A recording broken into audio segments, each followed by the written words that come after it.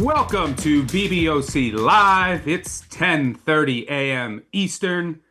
I'm Stuckey, and joining me, as always, my fellow BBOC co-hosts Collin Wilson and Mike Calabrese. We will hear in a bit from our new colleague Josh Nunn, aka Duck. We'll run through the FCS board. You're going to want to be quick to the trigger there. We'll get some of his thoughts. As always, we'll give our best bets, two of them, one in just a moment here to kick things off, one to close the show. We'll build out a Moneyline parlay, and then we'll talk about the marquee matchup between Michigan and Oklahoma tonight. Lot to get to, gentlemen. Collin, you ready for the slate? Are you ready for Sam Pittman's potential last day as the Well, Arkansas State coach? he's certainly complaining about it. Like we don't have home field advantage in our own state, in the center of our own state. He's certainly preparing himself to look like he's going to take a loss. But I expect a lot of points. I expect bad trench play. I think week two is great because everybody says this is a bad slate, but in my opinion, we get another bullet point in the data field, and we can find out if these teams are real or not, especially your Baylor defense that you're backing today. Baylor SMU are head-to-head of the week. I got the better of you last week with LSU Clemson. We'll see who gets the better of who this week. Sick 'em, baby. Yeah, week two, it's tough, just like week one. And as you said, it's another data point. There's a lot of teams last week and some this week that are going to play clearly inferior competition, right? So how much can you take away from that in week one? Sometimes teams go super vanilla, right? Sometimes it's just, hey, it's a brand new team also. So there's going to be a lot of teams that look drastically different just from from week one to week two. So we'll definitely learn a lot more about these teams. Breeze, if I had to ask you, besides Michigan, Oklahoma, which we'll talk about later, the one game that you're looking forward to watching the most, what would you say? I'm gonna go way off the board, and this is kind of what I love about weeks like this, where you look at the top 10, you have like Ohio State playing Grambling, these games you can just skip. All of a sudden, it elevates these G5 games. West Virginia, Ohio, I think, is a really underrated game that should be a ton of fun, and it's a rare opportunity for a G5 program to host a Power 4 school. Parker Navarro played like an All-American in week one against Rutgers, and Rich Rod has turned back the clock to the mid-aughts. Their offense looked like a lot of fun once it got out of the starting blocks against Robert Morris. So I think that could be a high-scoring game, one that casuals will love as well. And how often can you point to a MAC versus Big 12 game as one of the most fun games of the weekend? So that's what I'm looking forward to. Yeah, I think in a similar spot 3 years ago, or maybe I don't know. Time all runs together for me. But Ohio hosted Iowa State and beat them. Maybe that was week two. I don't know. But Iowa State had like a bunch of food poisoning the night before, I think. But I always love when a MAC team gets to host a power conference opponent. And you're right. I think I had half of the games. There's 50 FBS versus FBS matchups this week. I think I had half projected at 14 or more. So there's a lot you can just skip and then really focus in on a few others. But let's dive right into our first best bet of the season on the live show. And by the way, we'll be here every Saturday, 10:30 a.m. Eastern. Collin, what do you got? I'm going cowbell. I mean, an SEC team is hosting an Arizona State team that people may think is the same college football playoff team. They are not. They were horrible in their first week. Arizona State failed to create a single methodical drive against the mean defense of Northern Arizona. A methodical drive being a play that lasts at least 10 plays.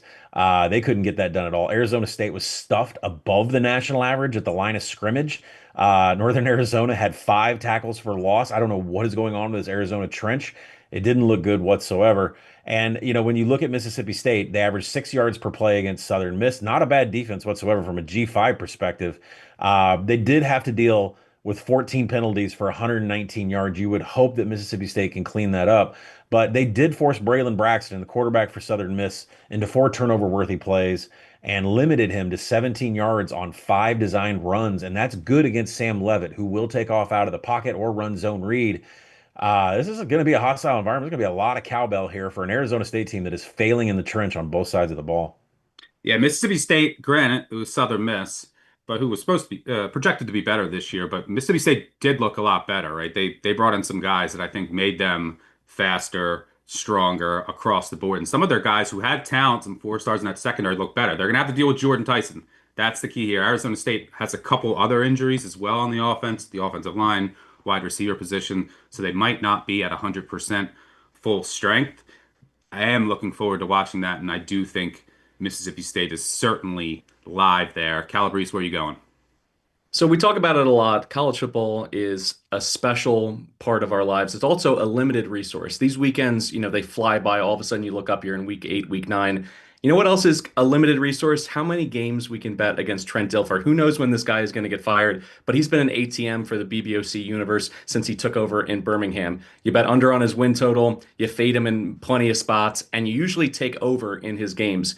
They are just this half team, and they are again this fall, where their offense is dynamic. It's both Dilfer and Mortensen, their OC. They can really scheme some things up. They have an electric running back room, at least by G5 standards, and their defense is just a mess. It's the reason why, since he took over in 2023, they've cashed 64% of the overs, the eighth best clip in college football. Now, I know what the pushback is. They went ahead, they got a real adult to be their defensive coordinator. They shipped out that old high school DC, and they bring in Steve Russ, who has plenty of experience against the triple option, having been the DC at Air Force.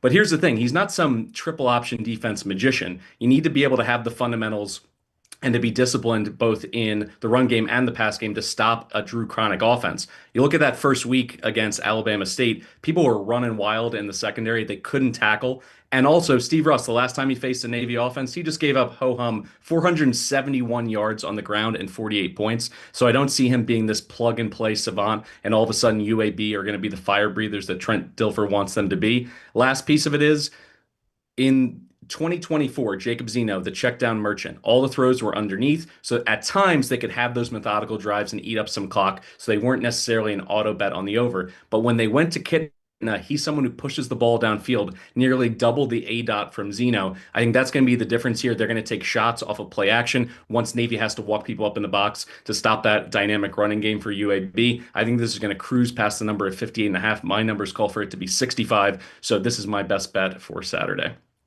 I will have more on that game later. For me, for my best bet, I am going to go with the bet that I made that's currently at the best number, which is San Jose State. I think you can get a 37.5 out there. Figured this would tick up because I assume everyone is betting Texas after last week, right? The narrative is, oh, Texas home opener after the loss, they're going to really bounce back here and blow out San Jose State. That could happen, but historically, these top 15 teams after a marquee matchup do come out flatter than you might expect, right? So if you look at it historically, last 20 years, top 15 teams after a top 15 matchup that they lost, 30 plus point favorite, 26% against the spread. They have not fared well. Usually the line a little bit inflated. Everyone wants to bet them, right? Because they're going to say, hey, they're going to bounce back. And they might come out flatter after that just huge emotional game that you might expect. San Jose State, meanwhile, off of a loss, is a double-digit favorite. I give them a bit of a pass. They just weren't expected. They just weren't ready for this new Central Michigan offense. Once they kind of settled in, their defense played better. It's still a pretty experienced team. And look, the Texas offense, there's some issues there. I'm not sure they could solve it all in a week. And even if they win by 5 touchdowns, still cover this number. I think this is too high. So give me the Spartans. Best bet number 1 recap, Mississippi State, the Navy UAB over, and San Jose State. All right, before we get to our Moneyline parlay, do want to let everyone know about Action Pro. We're about to roll out some awesome updates that are coming shortly to the Action app, and the best way to get the most from the app is by being an Action Pro subscriber. We'll talk to our guy Duck here soon. The man has been a CLV machine this year. Pro subs can get real-time alerts whenever he posts a pick. Sign up today with promo code BBOC20 for $20 off an annual subscription. Make sure that you do have the award-winning Action Network app so you can stay tuned to all of our bets. Follow along. I will have it pulled up every second of today, starting at noon until, I don't even know when the last game ends, 1 in the morning tonight. All right, let's head to our next segment and build a little Moneyline parlay here. Collin, why don't you kick us off? I already know I'm going to have Sam Houston a third week in a row. I'm just not looking forward to 1 a.m. Dealing with the island. Let's do this money line parlay. Let's kick it off with Duke. I absolutely love Duke. You see the number cave since you and I had recorded our podcast a little bit. I don't think we've found the ceiling on quarterback Darian Minsa. This is, obviously our G5 guys talked about him for years. We've been keeping our eyes and betting Tulane like crazy. When you have a quarterback like Malik Murphy and you're paying him NIL money and then you shove him out to go pay more for this kid, he really showed up against Elon. I know it's Elon's defense, but 4 big time throws. I don't think we know the ceiling of Darian Minsa, and that's me talking about the Duke offense. Really, the bread and butter is the defense under Manny Diaz. Luke Altmaier has to find new targets for Illinois. He lost his top receivers. He is more turnover worthy prone. He is more mistake prone in that offense, and he always was until he got two standout wide receivers. And I expect that Duke defense that created 10 tackles for loss, 3 sacks, an exotic package from Manny Diaz is going to get Altmaier to make some mistakes here. I just think Duke is the better team. It's not a trap game whatsoever. Duke is actually that good. So I like Duke outright. Yeah, Illinois has a couple young receivers that I like. I just don't know if any are ready quite yet to be that alpha and to replace the production of Bryant and Franklin.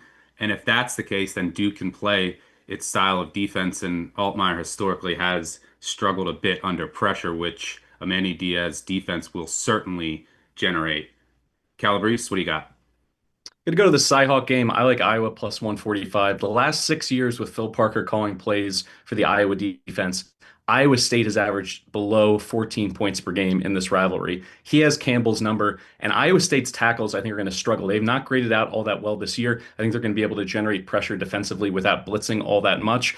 And if it's a lower scoring game, I'm going to put my faith in Gronowski, having played 56 college games. I understand in the opener they barely used him.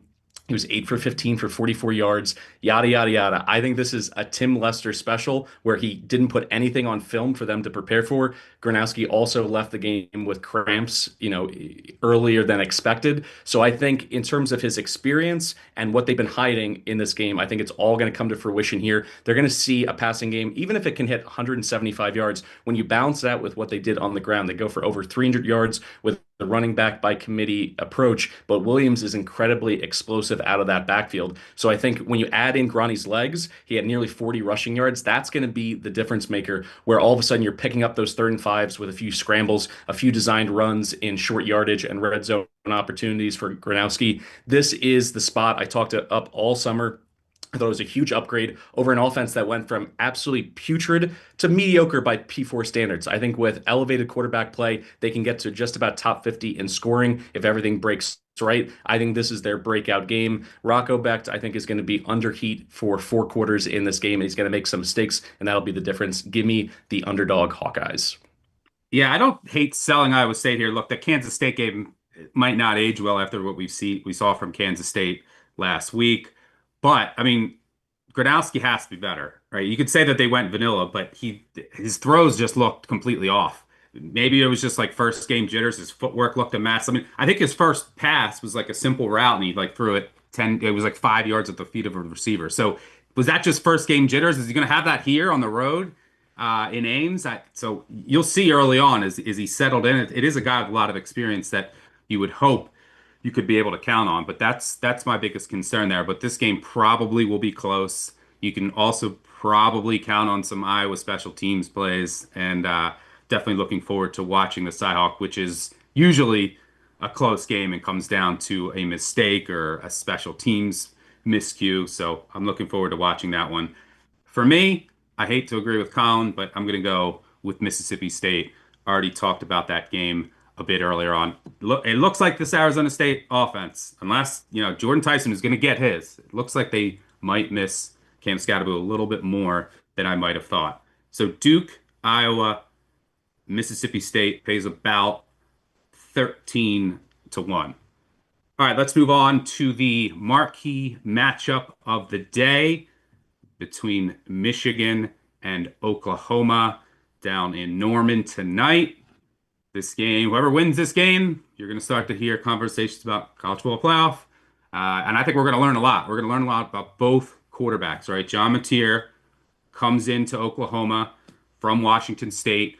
We saw him last week, looked pretty good, but inferior opponent. What can he do against legit power conference defenses? We'll learn a lot about that tonight. The offensive line for Oklahoma, is that a big issue this week? It was against an inferior opponent last week, especially when it came to run blocking. And then Michigan, you're going to have a true freshman quarterback making his first road start. he has all the talent in the world, but how's he going to handle this situation? Colin, what are you seeing here? Well, yeah, I mean, you can play the narrative of freshman phenom on the road in a hostile environment. Make no mistake, this is an extremely hostile environment. Bryce Underwood's going to come in here and try to run an offense that against New Mexico last week, he went 21 to 31 passing, had 4 drops, 4 pressures, 2 sacks. That was New Mexico's defense. This is a completely different animal. Brent Venables just scheming out of, sending blitz from everywhere that Bryce Underwood won't be able to see. Plus, OU is pretty good against zone read options, so I expect there not to be a lot of points out of Michigan out of the gate. And then what you have to look at is this OU offense. They were horrific running the ball against Illinois State. You got to be kidding me. These 3 running backs had 23 rushing attempts and they forced just 3 missed tackles. Like, can nobody in Oklahoma make a juke? Mateer had like a 20-yard scramble, and then after that, he had 3 designed runs for 8 yards. I don't know what's going on with the OU run blocking for the offensive line or what's going on with their skill positions, but they just could not run the ball whatsoever. And you look at the Michigan defense, they stuffed 11 of 25 against New Mexico. They created 9 tackles for loss. The only thing that I think could blow this first half under, which I love, still at 21.5 out there, is if Mateer just decides to light up the secondary of Wink Martindale, which I don't think is going to happen until the second half. So first half under 21.5. Yeah, curious to see how Mateer handles the blitz as well, which I assume is coming tonight. He struggled at times in the past, like with his first read, and I think last year against Boise State he took 8 sacks. So that's certainly going to be something to monitor. Calabrese, what are you looking at here? One of my bullet points for this player prop comes off of just what Colin said, which is Oklahoma's going to struggle to run the football. Michigan has a strength there, so that means more opportunities to put the ball in orbit. Here's how I'm playing it. Keontez Lewis, the wide receiver for Oklahoma, over 51.5 receiving yards. This has really bubbled up. Just 48 hours ago, it was 41.5. Now it's up to 51.5. I'd play it all the way to 55. Here's the reason. He's the X receiver in Arbuckle's system, and that makes him a target hog. Plus, Deion Burks on the outside prevents Michigan from being able to double team him. It's already too difficult to double team someone in the slot to begin with. But in terms of their attention, Burks is going to get the focus of the defense. And when you look historically in Arbuckle's system, Kyle Williams for Wazoo last year played this role, 7.5 targets per game. Lewis through one game, 11 targets, 9 receptions, 119 yards. I think there's going to be a lot of throwing in the second half, as Colin just alluded to. And I think Lewis is going to cruise past this 51.5. Yeah, and I just mentioned the blitz. That hot read could be Lewis frequently when you got to get the ball out quick. That could be who he looks to. For me, look, there's a lot of uncertainty in this game. What are we going to get from Mateer, this Oklahoma offensive line? What are we going to get from the young Underwood? We've seen a lot of these young quarterbacks away from home early in the season have struggled, and I do have questions about the Michigan offensive line and just the caliber of their wide receiver room. So it definitely plays out as an under game to me, but the number has cratered. So if you're looking to put a parlay together and you like that first half under and the Lewis over call, something that I do like is Underwood under receiving yards. I think Michigan, knowing this situation, has to go a bit run heavy. And like I just mentioned, there are some offensive line questions. There are some wide receivers. And this is a very, very good Oklahoma defense. So if you wanted to put all of those together, first half under, Lewis over, Underwood under, probably around 4.5, 5 to 1, if you wanted to parlay them. Speaking of parlays, exciting new development at Action Network. We have our playbook. Follow them on Twitter at Playbook. You can just tag them whenever you see a big parlay on Twitter that you like. You just say at Playbook. You can say FanDuel. It'll reply with your actual bet slip. You just click it, it'll take you to your book. So much easier, especially when you're dealing with parlays or player props. You can just tag at Playbook. It'll bring you right to the bet slip, save you some time, and just check it out. It's an amazing new feature that I've already used. All right, let's get to what I'm going to call the D block, the Duck block. Bring Duck in for some FCS talk. Duck, let's go down with some teams many might not be familiar with. Well, I guess first, how are you today on this fine Saturday, sir? Doing well, Stuck. Yeah, hope you are. It's going to be a fun slate today. Always is. People are always like, "Oh, the slate, it's not that great." Like, well, yeah, but you can bet. If there was no betting, maybe I would go out for a couple hours today and do something. Probably not, but you can bet. So every slate is magical. And think about when you were like in August and in July and you were just dying for college football when maybe there's a lull today. Just think about that. But let's Let's go through the board here. Let's start with the little St. Thomas, Idaho. What do you got here? Yeah, I mean, we saw Idaho play last week. That's the style that it's going to be. I thought that they did really well defensively against Washington State. They allowed just 211 total yards and just three rushing yards against the Cougs last week. Both of these teams are going to be run heavy, 60% plus offensively, and this game is going to be slower paced. Idaho ran 33 seconds between plays last week. And the Vandals don't have a strong passing attack, so they're not going to be able to exploit the St. Thomas weak secondary. You know, you look at St. Thomas last week in their game against a real bad OVC team in Lindenwood. They feasted in that game, but they did benefit by having three of their touchdown drives set up by short fields. Idaho is not going to make those mistakes. They're defensive focused. And the Kibbe is a tough place for them to go and play. So this is going to be a low scoring affair. It's going to be slower paced. Idaho is going to control the game flow. This is going to stay under 51.5, which is still widely available as we're talking now. Yep. Key number, obviously a 51 too, so keep that in mind. Morgan State, Towson, got anything there? Yeah, Battle of Baltimore. This is going to be a real spirited battle between these two programs. Morgan State is actually a pretty feisty bunch. They have a lot more fortitude in the trenches than you might realize. They just went toe-to-toe with South Alabama last week. They were big dogs, and that game was 24-14 into the fourth quarter. The Bears are 2-1 run heavy offensively, and Towson is replacing their top six defensive linemen from last season.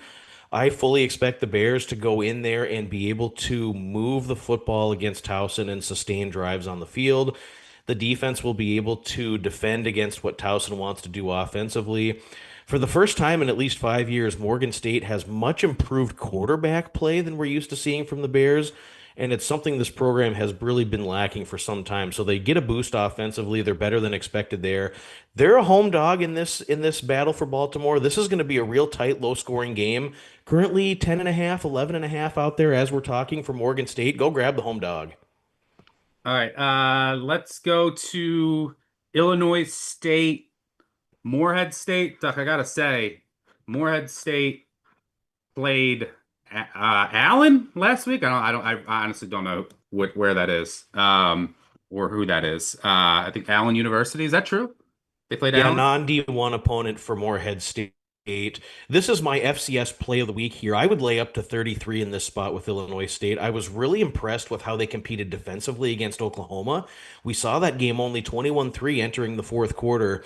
I thought the Redbirds did a really nice job limiting rush explosives and forcing turnovers.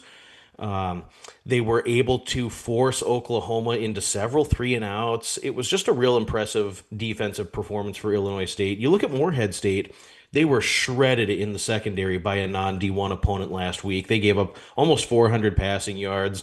It was just really a bad secondary performance here. And when you look at these two teams, the dichotomy in talent between a Missouri Valley Conference team and a non-scholarship FCS Pioneer Football League participant team, this talent disparity is going to be staggering. Illinois State will score in the high 40s here. They should have no issue amassing 450 total yards at home. This is going to be a massive, massive overmatch here. Again, I'd lay up to 33 here. The Redbirds are going to roll. Yeah, it looks like Allen, they're in South Carolina, and they're a recently new D2 team as of a couple years ago. Can't say I'm too familiar with the program, but let's move on to another team that should be completely overmatched against Buffalo. Yeah, I mean, you look at SFPA, they're moving down to the Division III ranks. This is their second straight competition against an FBS opponent on the road. They couldn't move the football last week against Louisiana Monroe. They're not going to move it here. I was so impressed with the performance we saw on the road with Buffalo last week and how their defense was just in the trenches against Minnesota, really making it hard for the Gophers to operate offensively. Such a tight game there all the way through. I mean, Buffalo really overperformed there. What I see is Buffalo's going to run the football. We'll get a little bit more play action off of it. St. Francis is not going to be able to compete in the trenches here. And, you know, How are they going to score is the main question. They're not going to score. I don't see a path for them to be able to score. They were terrible on third down last week. Buffalo's going to swallow them up in the trenches. And you just look at SFPA, they had a couple talented pieces defensively last season, but with the drop to Division 3, the portal has become a one-way street for them. They had a lot of guys leave, nobody else has come in. I look for depth to really take over in the middle of the third quarter. This is going to get really ugly. I would still lay it at the current number. Yeah, don't disagree there. I'm gonna miss both St. Francis's and college basketball. Sad. And then the reason that you tune in live is Duck has well, number one, the reason that you have the award-winning Action Network app and have Pro to have notifications on, get them immediately, is you get some of these early before they move because the FCS market, it's not the most liquid, not the highest limit, so it's going to move. But so make sure you follow Duck there for when he logs those on Friday nights, early Saturday morning. But we have a secret play that you have not logged yet. What do you got? Yeah, and I'll just really quickly plug Action Network. We are cornering the market on FCS action, and I would argue that our organization has more influence on FCS markets than anyone else in America. So you want to follow Action Network for everything pertaining to FCS football. Florida Atlantic, really, we saw the offensive scheme and what they wanted to do with Zach Kitley. They are go, go, go, high octane. They sign up for 60 minutes and they're going to throw the ball a ton. They were pretty pissed off about how their result ended up last week against Maryland. 6 interceptions, 5 times they were stopped on downs. We saw the strategy is they are going to try to do everything possible to score, score, score, or they're going to look like idiots. Last week it didn't really work well. They were a little bit poor in their execution on third down and in the red zone, but they want to get Veldkamp some confidence going into the Shula Bowl. We heard them in their news reports all week talk about how they're focusing on their red zone execution and third down execution. They're going to really put it on Florida A&M today. This is going to be 60 pass attempts. They're going to try to score 50 points here. We're getting an overcorrection in the market on the total on this one because of the fact that FAU only scored 7 points last week against Maryland. But I'm taking Florida Atlantic, and Florida A&M over 45 and a half. I think current number now is 46 and a half. Still go there. And I'm taking a second play on this one. Florida Atlantic team total over 33 and a half. I think they really provide a better offensive showing this week. They're going to cash those opportunities in for touchdowns. This one, and they're still going to give up 20, 21 or 24 points. So this one's going to soar over. This is too far of a correction the other way. Yeah, I mean, it's tough to put up points. How many turnovers did they have last week? Six? 6 interceptions and 5 times stopped on downs. Yeah, tough to put up a big number when that happens. All right, good stuff, Duck. Look forward to seeing you each and every Saturday for the D block, the Duck block. Make sure you're tuned in live for the FCS segment. Good luck today, sir. Stay hot, and we'll also see you next week. Group of 5 betting preview on the Big Bets on Campus, wherever you listen to podcasts. We'll have their preview midweek. Wednesday, Collin and I will do our preview, which comes out Thursday. And then obviously we'll have the recap of the weekend, including your voicemails. Don't forget about the voicemails. Call in, yell at me for all of my terrible plays today. 959 bad beat. Thanks, Duck, and enjoy your day. All right, let's close things out here with our final best bet. Collin, where are you going? I'm going to go in your backyard. I'm going to take Kentucky here. I'm not impressed with Austin Simmons at Ole Miss. By the way, this Ole Miss offense, like they look really great at home, beating up on teams like Georgia State. Then they get on the road. If you look at some of the offensive performances over the last 2 years, 17 points at Florida, 26 at LSU, 17 on the road in 2023 Egg Bowl, 10 at Bama, 17 at Georgia. I mean, it's just the offense is just not the same on the road. And you look at Austin Simmons last week. Sure, you see this huge score, but 3 turnover-worthy plays and a fumble, 20 of 31 passing, 3 drops. The offense is not as clean as what you looked at. I mean, Harrison Wallace and Trey Wallace, he got 9 targets. He only caught 5 of them for 130 yards. It's not going to be the same against this Kentucky defense that is going to do everything to stop the run. They stuffed half of Toledo's 26 rushing attempts last week. The Kentucky's defense is the absolute factor here that's going to shut down Ole Miss's rushing attack. They're not going to play max protect and allowing explosive plays. I think Kentucky does enough to keep it in within the number. Well, I got laned last week. You might get laned here. Kentucky basically kept Ole Miss out of the college football playoff last year, went down there, upset them. I'm sure they had this game circled. So if they're up 7 late, Yep. I I don't know if Lane's gonna take He'll an kick, he'll kick a field goal, right? might Just be a like Penn State. I'll never one of my worst losses ever. Penn State against Northwestern, a fake kneel down with the third string quarterback threw for a touchdown.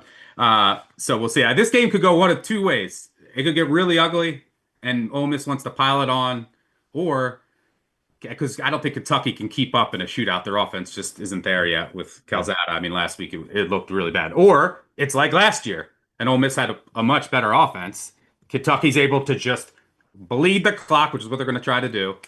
Run, run, run, keep the chains moving, watch that play clock come all the way down, and then prevent the explosive play, and then force a turnover or two, get some sacks to kill some drives, and then they're going to be in it in a lower scoring game. But if Ole Miss jumps out, they're not going to be able to keep up, and then Lane will probably want to pile it on here, given the situation. So it should be a fascinating game to watch. You'll know a lot about how it's going to go in the first quarter there. Calabrese, where are you going? Gonna close this out with the border war. Jalen Daniels over 29.5 rushing yards. I'd play this up to 34.5. I care about two things here. Daniels is healthy, and Corey Batoon, the Mizzou defensive coordinator, has been subpar containing mobile quarterbacks. He doesn't believe in that mush rush. He doesn't use spies all the time. And last year, you saw Diego Pavia, Jalen Milrow, Lenora Sellers, Taylon Green, even Jackson Arnold behind that lousy offensive line from Oklahoma rush for 45 yards. All those other guys cruise past this number.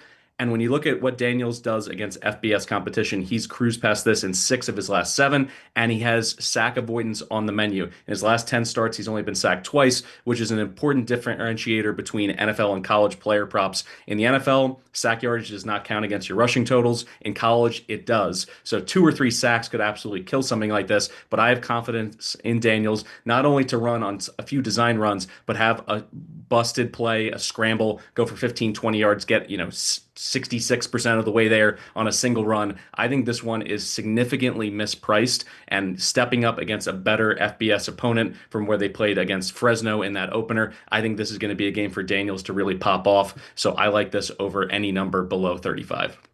Yeah, the only thing I would worry about is how does that O-line hold up in terms of sacks and how many does he take? But I'm fascinated to watch that game. We're going to learn a lot about Cam. I mean, that Fresno data point it aged a little better after what we saw from Fresno last week. But I'm fascinated to see what both these teams look like against real quality competition in the border war. A lot of hate down there as these two teams renew their rivalry. I'll close things out here as I always do with a play that is as ugly as you could ever imagine, and we're gonna go with UAB. This is basically look. I show value in this number, 3 touchdowns plus a Service Academy laying. It's always gonna pique my interest to fade that. Historically, Service Academy's laying over 14 points hit at a sub 40% rate.